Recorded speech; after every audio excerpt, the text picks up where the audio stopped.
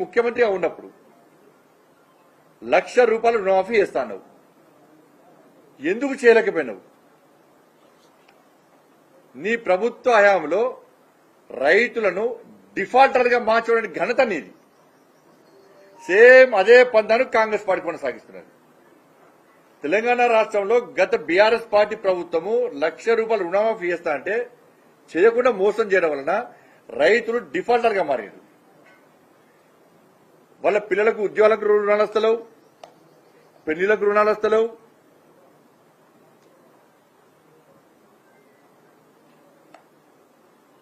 అప్పులు తీర్చడానికి పోదామంటే రుణాలు వస్తలేవు.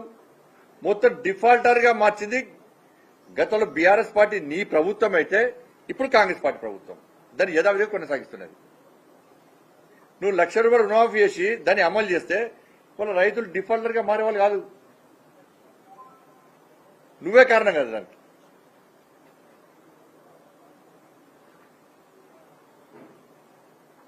ఉన్న సబ్సిడీ ఒక్క రైతు బంధు ఇచ్చి ఉన్న సబ్సిడీలు మొత్తం ఎత్తేసారు. ఉన్న సబ్సిడీ మొత్తం ఎత్తేసి వాళ్ళు మొత్తం బతుకులు నాశనం చేసినవి. వాళ్ళ తరుగు పేరుతోని తాలు పేరుతోని కోతలు విధించినవు, కొనుగోలు సరి అయ్యాక అట్లా ఇబ్బంది పెట్టినవు.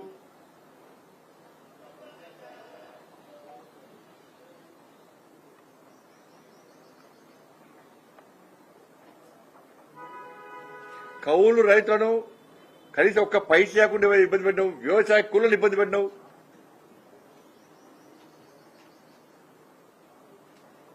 ఎట్లుందంటే మనిషిని చంపి వాళ్ళ ఫోటోకి దండం పెట్టి దండేసినట్టు వ్యవసాయాలు. కేసీఆర్ చంపింది నువ్వే, వాళ్ళ బతుకులు నాశనం చేసింది నువ్వే. మళ్ళా నువ్వు వచ్చి మళ్ళీ నాటకాలు ఆడుతున్నావు. ఇక వచ్చి డ్రామాలు.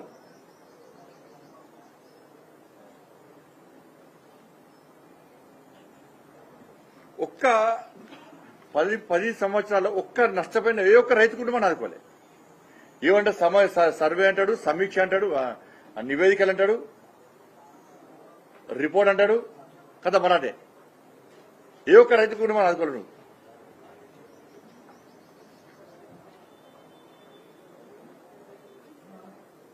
నీళ్ళు ఇచ్చినామంటే వాళ్ళ ఇదే కేసీఆర్ గారి హయాంలో అంతకుముందు 18 లక్షల బోర్ బావులు ఉండే.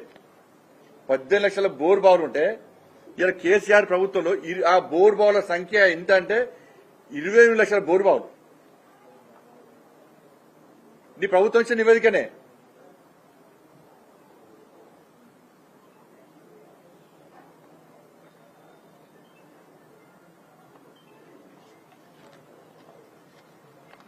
అన్ని సాగునీటి అన్ని నీ ప్రభుత్వానికి ఏటీఎంగా మారినాయి. చెక్ డ్యాంలన్నీ కొట్టుకపోయినాయి.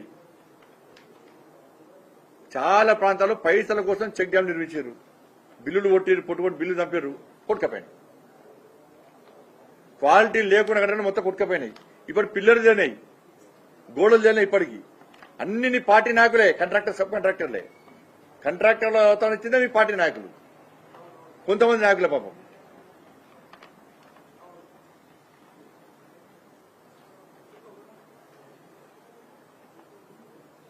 ఇలా నువ్వు ఇలా వచ్చి ఇక్కడికి వచ్చి ఏదో వక్ర భాష అని చెప్పి ఆ భాష ఒక ముఖ్యమంత్రిగా ఉన్నావు, ఒక కేంద్ర మంత్రిగా ఉన్నావు.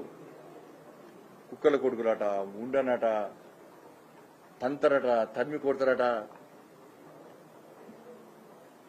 ఆ భాష ఉంటే నీ ముంగట నీ పక్కోళ్ళు చప్పలు కొడతారు కావచ్చు, కానీ తెలంగాణ సమాజం ఆ భాషను ఒప్పుకోదు. మళ్ళా బూతులు సాడేసిండి. ఇక